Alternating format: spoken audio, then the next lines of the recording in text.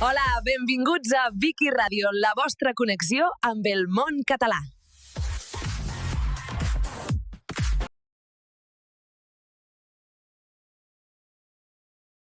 Com pot ser que davant d'una mateixa situació una persona perdi els papers i una altra, en canvi, s'hi adapti tranquil·lament? Doncs avui mirarem d'entendre justament això, la tolerància a la frustració. I ho farem a través de dues històries que ho il·lustren a la perfecció. Comencem imaginant un escenari gairebé ideal. Una platja d'aquelles de somni pràcticament buida.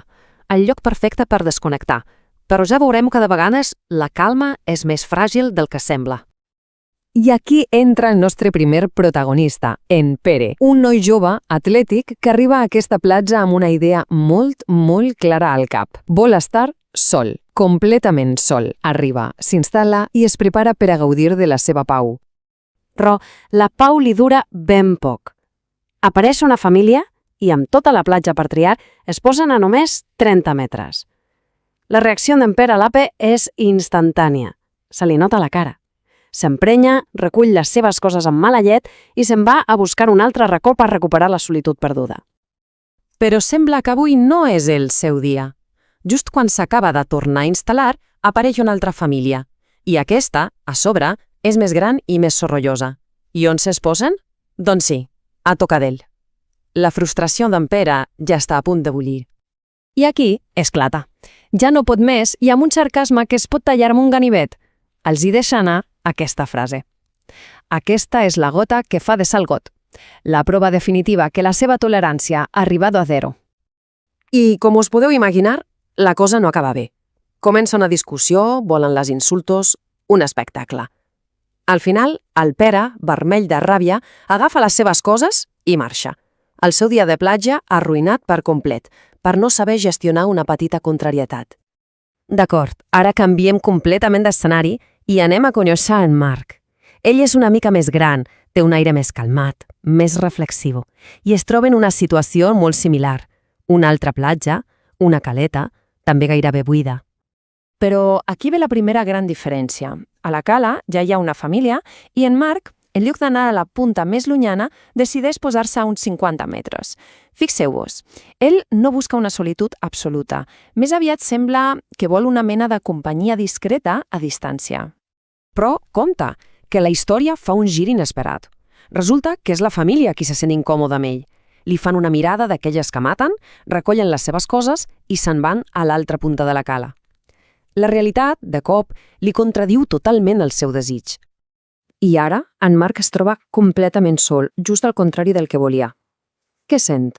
Doncs una petita decepció, una punxada de tristesa. Però aquí ve el més interessant, la seva reacció. No explota, no s'enfada, respira fons, es queda pensatiu i simplement accepta la situació. I aquesta acceptació li obre una porta inesperada. En lloc de pensar quin mal dia i marxar, transforma la situació. Aprofita aquella solitud que no buscava per fer una cosa que potser no s'havia atrevit a fer abans. Es treu el banyador i gaudeix de la platja d'una manera totalment nova per ell. Alliberadora. Molt bé, tenim aquestes dues històries, la d'en Pere i la d'en Marc. Són senzilles, oi?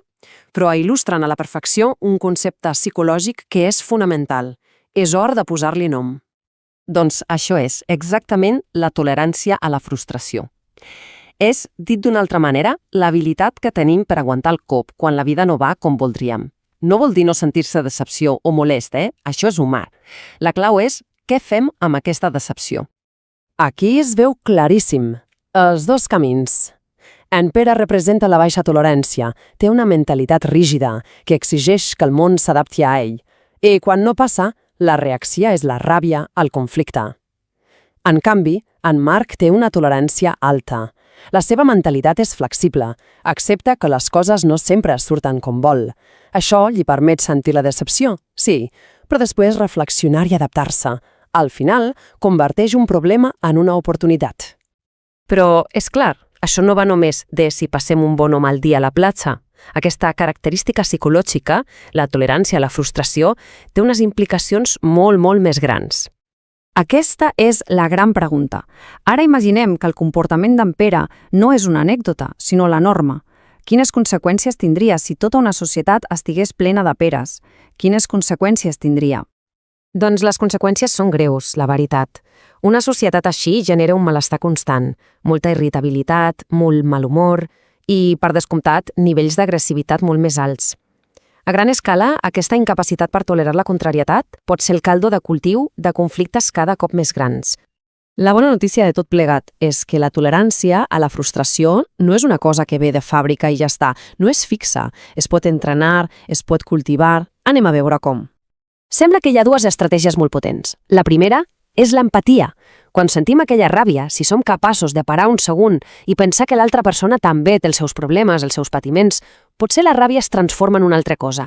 I la segona és buscar punts en comú.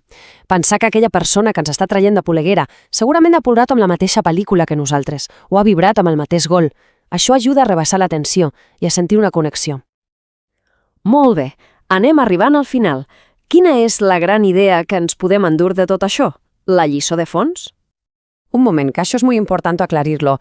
No estem parlant de resignar-se i aguantar situacions injustes o inhumanes, ni de bon tros. Això seria cinisme. Estem parlant de les petites frustracions del dia a dia, d'aquelles coses que formen part d'una vida, diguem-ne, normal, suportable. El filòsof Thomas Hobbes ja ho va deixar escrit fa segles, amb aquesta famosa frase: la vida, per definició, comporta una dosi inevitable de dificultat i de patiment. Però, i aquí hi ha la clau de tot. Si ens esforcem una mica a elevar aquest llindar de tolerància, potser podem fer que aquesta vida sigui una miqueta menys cruel, una miqueta menys desagradable. I el millor de tot és que no és només un benefici per a un mateix, és un benefici per a tothom, és col·lectiu. I acabem amb aquesta reflexió final. Per pensar-hi, si aquesta habilitat és tan important, tan transformadora, no tindria tot el sentit del món intentar ensenyar-la des de ben petits? Si aconseguim que la canalla integri aquesta actitud, potser els estarem donant l'eina més valiosa de totes per tenir una vida més plena, més satisfactòria i, en definitiva, més feliç. Sens dubte, és una idea que val la pena considerar.